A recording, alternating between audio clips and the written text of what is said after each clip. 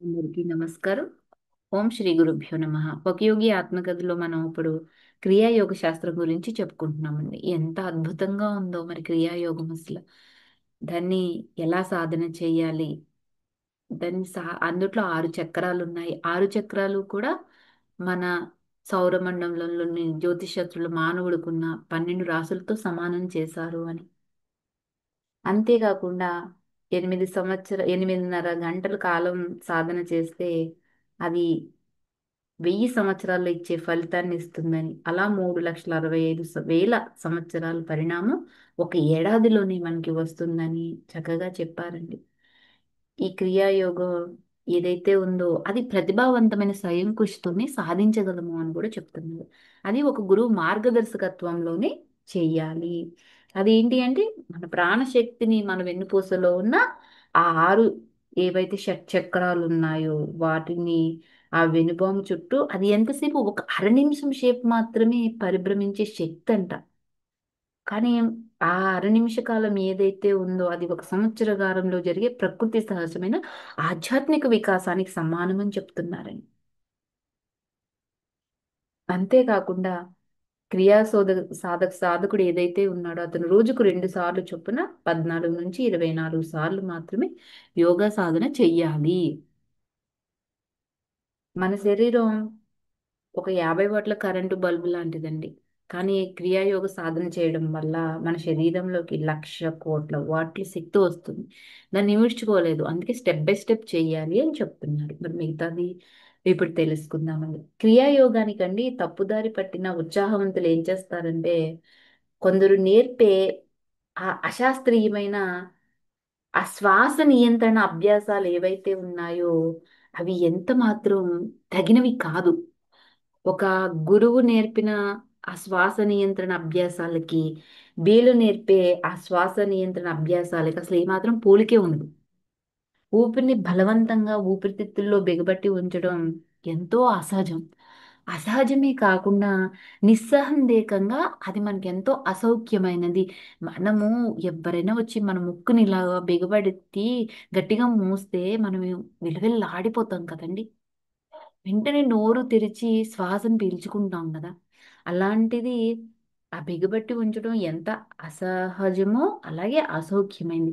కానీ క్రియా సాధనలో అలా కాకుండా మొదటి నుంచి కూడా కొన్ని ప్రశాంతత అనుభవాలు మనకి కలుగుతూ ఉంటాయి. అంతేకాక వెనుపాములో ఏదైతే ఆ ఉత్పాదక ఫలితాన్ని ఇచ్చే ఆ ఉపశమన కారక సంవేదనలు కూడా మనకి తోడై ఉంటాయి.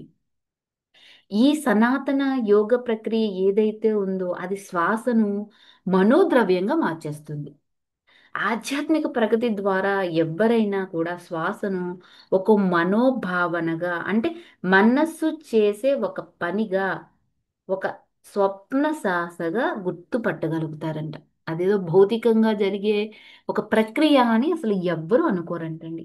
సనాతన ఆ యోగ ప్రక్రియని సాధన చేసే వాళ్ళు ఎవ్వరైనా సరే. ఎందుకంటే మానవుడి శ్వాసక్రియ ప్రమాణానికి అతని చైతన్య స్థితిలోని మార్పులకు గణితపరమైన సంబంధం ఉందంటండి. దాన్ని నిరూపించటానికి అనేక దృష్టాంతాలు కూడా చూపించవచ్చు అంటున్నారు. ఎందుకంటే అత్యంత సంకీర్ణమైన బుద్ధి సంబంధమైన తర్కవాదాలని ఆలకిస్తూ ఉండటం ఒకటి, అతి సున్నితమైన లేదా అతి కఠినమైన అంగ విన్యాసం చేస్తూ ఉండటం వంటి సందర్భాలలోనండి ఎవరైతే తన మనస్సును పూర్తిగా ఒకదాని మీద లగ్నం చేసి ఉంటాడో వాడు చాలా మెల్లగా శ్వాసిస్తాడంట. ఇది దానంతట అదే జరుగుతుంది. ఇదే కదా మనకి ధ్యానంలో చెప్పేది. ఎవరు కూడా శ్వాసని పీల్చుకోకుండా ఎంతో సహజంగా సరళంగా సాగిపోయి ఆ శ్వాసను మనం గమనిస్తూ ఉంటే అది మనకు అనుభవానికి వస్తుందండి. మెల్లగా శ్వాసిస్తాడు. అది దానంతట అదే జరిగిపోతుంది. అంతేకాకుండా మన మనోలగ్నత అంటే మన మనస్సుని దేని మీద అయితే లగ్నం చేసామో దాన్ని బట్టి మన మంద శ్వాస మీద కూడా ఆధారపడి ఉంటుందంట. మనం భయం, కామం, క్రోధం అనే హానికరమైన ఆ భావావేశ స్థితులు ఉన్నాయి కదా, వాటికి తప్పనిసరిగా మనం మనలో ఏమైనా తోడ తెచ్చేసుకున్నాం అనుకోండి, వాటి వల్ల మన శ్వాసలు విషమ శ్వాసలు అయిపోతాయి. అప్పుడు మనిషి సగటున నిమిషానికి 18 సార్లు చొప్పున ఊపిరి తీసుకోవాలి. కానీ ఇలా కామం, క్రోధం, భయం అనేవి మన మనసు చంచల్యం చెందడం వల్ల కోతి 32 సార్లు చొప్పున తీసుకుంటుందంటండి. అలాగే దీర్ఘ ఆయుర్దాయానికి పేరుగన్న ఏనుగు ఉంది కదా, అది తా అలాగే తాబేలు, పాము మొదలైన జీవులు శ్వాసక్రియ ప్రమాణం మనిషి శ్వాసక్రియ ప్రమాణం కన్నా చాలా తక్కువ. మన గుండె నిమిషానికి ఎన్నిసార్లు కొట్టుకుంటుందండి? 72 సార్లు కొట్టుకుంటుంది. దానికి మించి కొట్టుకుంటుందంటే ఏమవుతుందని అర్థం? మాట వరుసకు 300 ఏళ్ల వరకు బతికే అవకాశం ఉన్న రాకాసి తాబేలు నిమిషానికి 4 సార్లు మాత్రమే శ్వాసిస్తుంది. కానీ మనిషి 72 సార్లు శ్వాసిస్తున్నాడండి. ఈ కామం, క్రోధం ఇలాంటివన్నీ ఉన్నాయి కదా. ఆ ఇలాంటివన్నీ మనం ఆ, మన మనలోకి తెచ్చేసుకుంటే 72 మించి మనం శ్వాసిస్తాం ఇప్పుడు. నిద్ర వల్ల కలిగే పునర్జీవన ఫలితాలకు కారణం ఏంటంటే మనిషికి తన ఒంటి మీద, ఊపిరి మీద తాత్కాలికంగా స్పృహ లేకపోవడం. నిద్రపోతున్న వాడు యోగవుతాడు.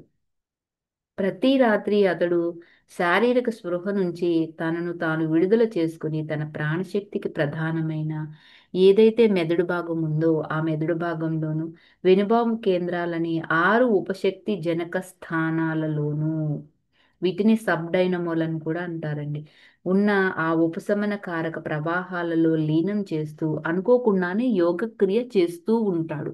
అందుకే మనకి రాత్రి అయ్యేటప్పుడు పడుకోమని చెప్తారండి. పెందలడే పడుకోవాలి. అనుకోకుండానే అది యోగక్రియ అయిపోతుంది. కానీ ప్రాణులన్నిటినీ పోషించే విశ్వశక్తి ఏదైతే ఉందో అది నిద్రపోతున్న వాణ్ణి అతనికి తెలియకుండానే తిరిగి ప్రాణశక్తితోనే నింపుతుందంట. అది అసలు కథ.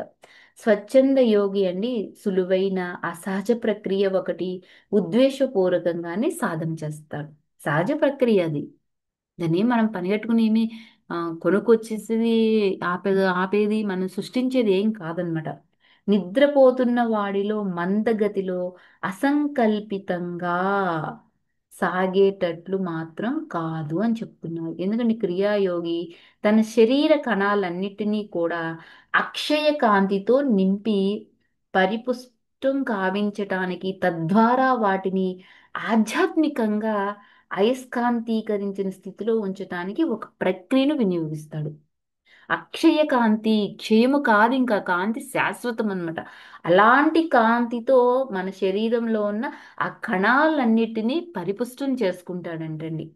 అలా చేయడం వల్ల ఏమవుతుందంటే అతనిలో ఒక అయస్కాంతీకరణ స్థితిలో ఆధ్యాత్మికంగా ఉంచటానికి ఈ ప్రక్రియను వినియోగించుకుంటాడంట. శాస్త్రీయంగా శ్వాసక్రియ అవసరమయ్యేటట్టు చేస్తాడు. అంతేకాకుండా తన సాధన సమయాల్లో నిద్ర, అపస్మారం లేదా చావు వంటి వ్యతిరేక స్థితుల్లోకి పోకుండా ఉంటాడు. చూడండి, సాధన చేస్తున్నప్పుడు నిద్రపోడు, అపస్మారంలోకి వెళ్ళడు, అలాగే చావు లాంటి స్థితికి కూడా తను వెళ్ళడంట. ఎంత ఎరుకతో ఈ క్రియాయోగాన్ని సాధన చేస్తాడో చూడండి. మాయకు లోబడి అంటే ఈ ప్రకృతి నియమాలు ఏవైతే ఉన్నాయో వాటికి లోబడి ఉన్న ఈ మనుషుల్లో ప్రాణశక్తి ప్రవహించేది ఎటువైపు అంటే బాహ్య ప్రపంచం వైపే అని చెప్తున్నాను. ఆ ప్రవాహాలన్నీ ఏమవుతున్నాయి? వృధా అయిపోతున్నాయి బాహ్య ప్రపంచంలోకి నువ్వు పయనించడం వల్ల. అదే నీ అంతరంలోకి నువ్వు పయనిస్తే అవి ఎటువంటి వృధా పావు. ఎందుకు వృధా అవుతున్నాయి? ఇంద్రియ భోగాలలో దుర్వినియోగం అవుతున్నాయి. నువ్వు ఇంద్రియాలతో కొట్టుకుపోతున్నావు, ఆ భోగాలలో కొట్టుకుపోతున్నావు. అందుకే ఈ యొక్క ప్రవాహాలు ఏమైతే ఉన్నాయో అవన్నీ దుర్వినియోగం అయిపోతూ ఉంటున్నాయి. నీ క్రియాయోగ సాధన ఈ ప్రవాహాన్ని వెనక్కి మళ్ళించేస్తుందండి. ప్రాణశక్తిని మానసికంగా అంతర్జగత్తుకు నడిపించి అది వెనుపాంలో ఉన్న ఆ సూక్ష్మ శక్తులతో తిరిగి ఐక్యమయ్యేటట్టు చేయడం జరుగుతుంది. ఈ విధంగా ప్రాణశక్తిని మనం పునఃపూర్ణం చేయడం వల్ల ఏమవుతుందంటే యోగి శరీరంలోను మెదడులో ఉన్న కణాలు ఏవైతే ఉన్నాయో అవి ఆధ్యాత్మిక అమృతంతో పునర్నవం చెందుతాయి. మళ్ళీ వాటికి జీవం వస్తుందండి.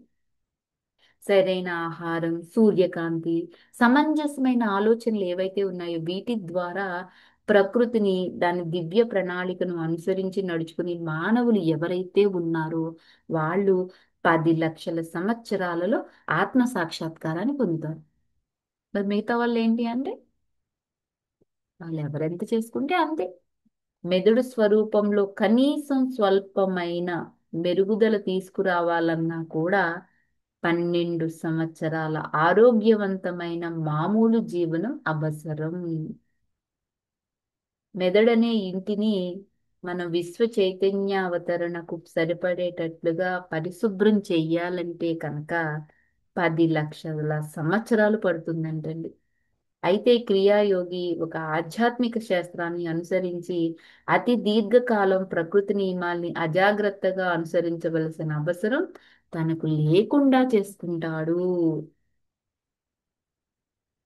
ఆత్మ నుండి శరీరానికి బంధించే ఊపిరితాడు ఏదైతే ఉందో దానిని చిక్కుముడి విప్పుతూ చేసేదే క్రియాయోగం. అంతేకాకుండా అది ఆయుర్దాయం పెంచటానికి మన చైతన్యాన్ని అనంతం వరకు విస్తరింపచేయటానికి కూడా ఈ క్రియాయోగం ఉపకరిస్తుంది. ఈ యోగ ప్రక్రియ మనస్సుకి భౌతిక బంధాల్లో చిక్కుపడ్డ ఇంద్రియాలకు మధ్య సాగే పెనుగులాట ఏదైతే ఉందో ఆ పెనుగులాటలో నుంచి బయటపడేటట్టు చేసి భక్తుణ్ణి తన శాశ్వత రాజ్య వారసత్వ అధికారాన్ని తిరిగి పొందేటట్లుగా స్వేచ్ఛ ప్రసాదిస్తుందండి. అప్పుడు అతను తన అసలు స్వరూపం అంటే శరీర కోశ బంధానికి కానీ ఊపిరికి కానీ అంటే గాలికి ప్రకృతి భౌతిక నిర్బంధాలకు ఆ ఎవరైతే ఉన్నాడో ఆ మానవుడు బానిస అయి ఉండటానికి ఏదైతే ఉందో చిహ్నంగా శ్వాస దానికి కానీ కట్టుబడి ఉన్నది కాదని తెలుసుకుంటాడు వీటికి. ఇలా తన శరీరం మీద మనసు మీద తానే ఆధిపత్యం వహించిన వాడై క్రియాయోగి చివరి శత్రువైన మృత్యువు మీద కూడా విజయం సాధిస్తాడు.